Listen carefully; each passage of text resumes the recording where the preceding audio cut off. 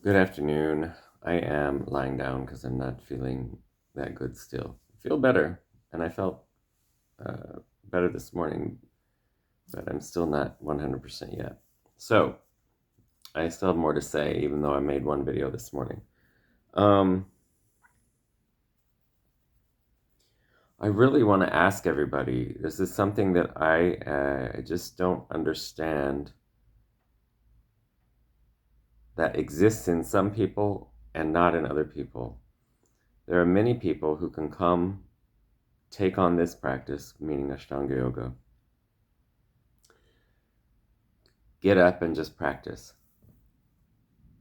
Go on about their day, not expect anything from the practice, not expect it to be better or worse than the day before. They can notice those things and be aware of them, even talk about them, but not have an expectation from them. And there are other people who come day after day and get more and more frustrated because they can't do this pose, or they can't do that pose, or they can't achieve something, and they get frustrated by it and they want to quit. This this type person falls into the category that I spoke about in my last video about the people who are getting trapped in the asana, thinking the asana is the yoga, and they're learning the asana thinking they're learning yoga, you know?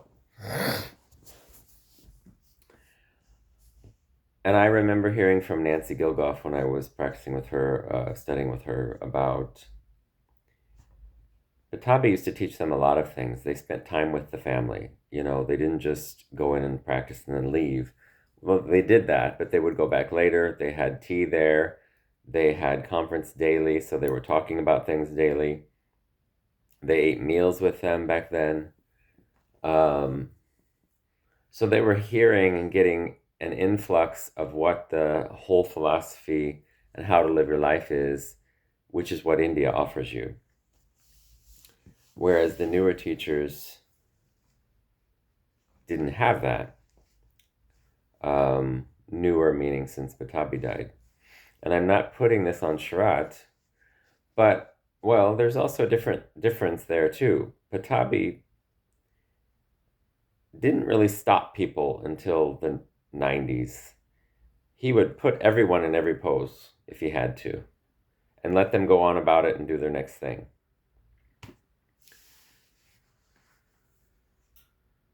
But most people he could put in every pose because there were, we're talking times in the 70s with the hippies who were going and seeking. They were very relaxed in their mind because they were open-minded, wanting to find more out of life, more out of what this yoga thing means. And so he had that opportunity to do that with them. And when the numbers got bigger, they had to alter things. So things changed a little bit in the 90s. They got more strict in the 2000s. And after Patabi died, they changed quite a bit. But I wonder if this thing that Sharat implemented of stopping you at a posture when you couldn't do it on your own is what started this focus of people on the poses themselves. I think in his innocence, and I think Sharat was a great teacher. He was my asana, he was my main teacher for a long time. But I think in his innocence, he might have been thinking that stopping people would cultivate within them an okayness, a santosha, a feeling of santosha where they were, and them making peace with that. And if they could because he talked about that a lot, he would talk about that in conference. And if you made peace with it, then you're okay with it, then you're not worried about moving on. And once you kind of release your tension in your brain about getting this pose, I have to get this pose, once that tension was gone out of your mind, your body relaxed also, and the pose came fairly easy. It happened with me with Pashasana. Once I quit worrying about Pashasana and quit thinking about it, and I got it in the summer one time, I wasn't even practicing with him. I was living there up the street from his house, from the shala, and it just happened. And I had had it years before, so it wasn't like I didn't know what it felt like. But I was so focused on getting it while I was practicing with the shala that I never got it until after I wasn't practicing with the shala, and then my body just said, "Oh, okay." And I hope that's not the case, but I have a big sinking feeling that that is the case. When the people weren't so focused on the poses, because Patabi would often give them a different posture if they couldn't do something, or he would put them in the posture, um, the asana, if they couldn't get it on their own, and then he let them move on and keep going. Usually, this is in the 70s and 80s. It's a little bit late, different in the 90s and later than that also. But then when you got stopped at one pose and you got worried about that pose, and every day you're thinking about doing that pose, getting the whole practice done so you can get to that pose and work on it and work on it and work on it and blah, blah, blah, blah, blah. If that is what made everyone so focused on getting the asanas, and then when they started getting them, wanting more because they had already cultivated this feeling about getting that asana, and then, oh, I've got that one, now I have to have more, now I have to get to the next gatekeeper, now I have to get to the next big pose I can pose on Instagram and post on Instagram and have people be impressed that I can do now. Speculation. This is speculation. I don't know the truth, but I am wondering if that's the case. And if it's the case, I'm saddened by it because I don't want that to be the case. I want people to be using the asana practice to get to a state of yoga. Everyone always is saying, I'm doing yoga, I'm going to yoga class, I'm doing yoga. You are never going to a yoga class and you are never doing yoga. You can't do yoga. It's impossible. You are going to use the tools, the techniques that you have been taught in a way to figure out how possibly to achieve a state of yoga. Now, when you're first starting with the asanas, and they're so different than anything we've ever done in the West, and they feel so physical, you do understand the physical stuff. But if you're in tune with energy, you can tell that it's moving energy, it's doing something. You know, you cry sometimes, you laugh sometimes, you're sweating so bad sometimes, and it's going in your nose, going in your ears, and down dog, and you just can't figure out which end is up.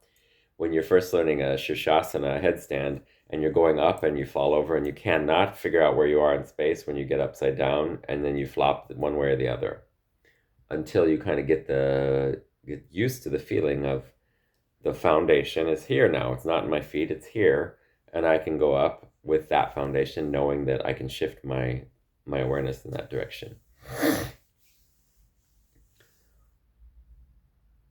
But in doing all of that, for me, I started noticing that my body was feeling better because I was getting circulation in places that I had bad circulation because I smoked a lot for a lot of years.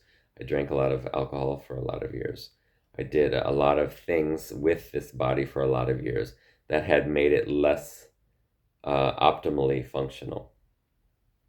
And so when it started becoming more optimally functional again, like you are when you're a kid, I was flabbergasted, didn't really know what to do, but I knew something was happening. I also knew that I could feel things that I hadn't felt in a long time. I also knew that the back problem that I started practicing yoga for was not so slowly going away. You know, I had it for 30 years, and in about 6 to 8 months, it wasn't causing me a problem getting out of bed anymore, which was, it just blew my mind. I can't remember. I remember the first day that I got out of bed and just hopped up, went into the bathroom and started doing my things before I went to practice. And I happened to be sitting on the toilet when I realized I just hopped out of bed. I didn't have to really work hard to get out of bed because of the pain in my back. And I started crying. I couldn't believe it. And then I went to practice and I was so happy and crying and laughing. And I didn't even practice as much that day because I had taken up so much time doing this, letting these emotions out.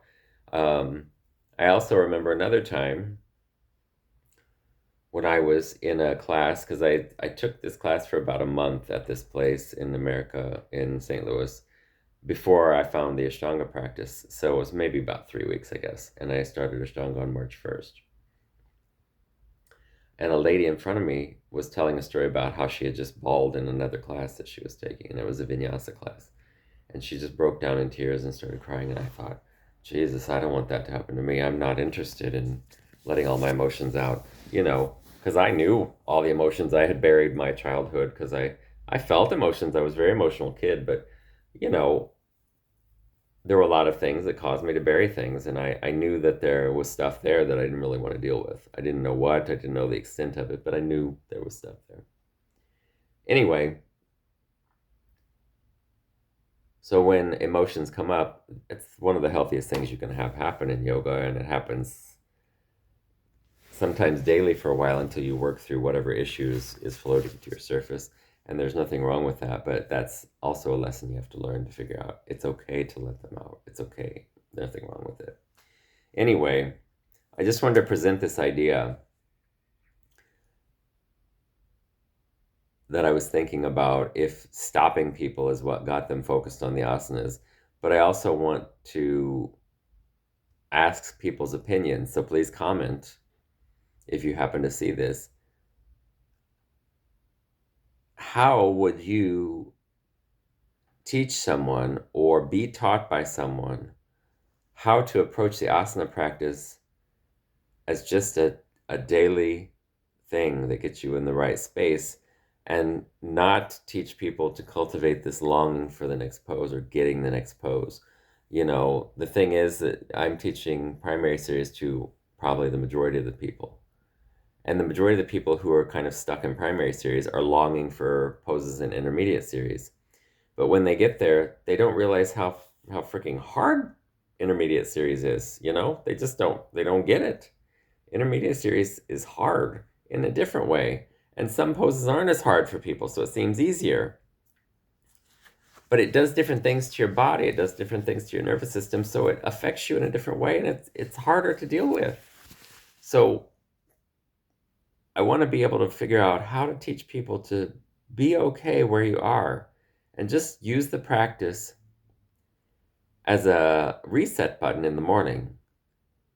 Like people do meditation, like people do puja, or mantra sadhana, something like that. I do all of these things, and that's how I get myself into a place that I'm okay. But I don't know that I know how to convey it to people. I say it a lot, and I think it sinks into some people, but a lot of people it doesn't, because they still have this attachment, thinking that knowing the next pose or the next series or the next whatever is going to make them better. It's not going to make you better. It's going to make you more sore. It's going to make you more tired, and it's going to make you more irritable, because those poses get harder. And I mentioned in the last video also, Sharath has said it many times in conference, you can be doing half primary or less and be a bigger yogi than someone who can easily do all of these poses in third and fourth series, advanced postures, they call them. Are we trying to be yogis? Are we trying to achieve a state of yoga in ourselves? Are we just wanting to get more fucking poses? That's the crux of this dilemma I'm sitting here in. Why are we worried about more poses when we can't even be really decent people doing Surya Namaskara A and B, doing a headstand, doing Padmasana? These things are hard for regular people, whatever that means, regular Western people. They're hard for Indians nowadays too, because Indians are also sitting in chairs most of the time, so Padmasana is not as easy as it used to be for some of them. Yeah, anyway, so I just wanted to say all that shit. And so I said it, and I'll let you go. Hope I didn't bore you or irritate you with my rambling. Okay, thanks. Bye.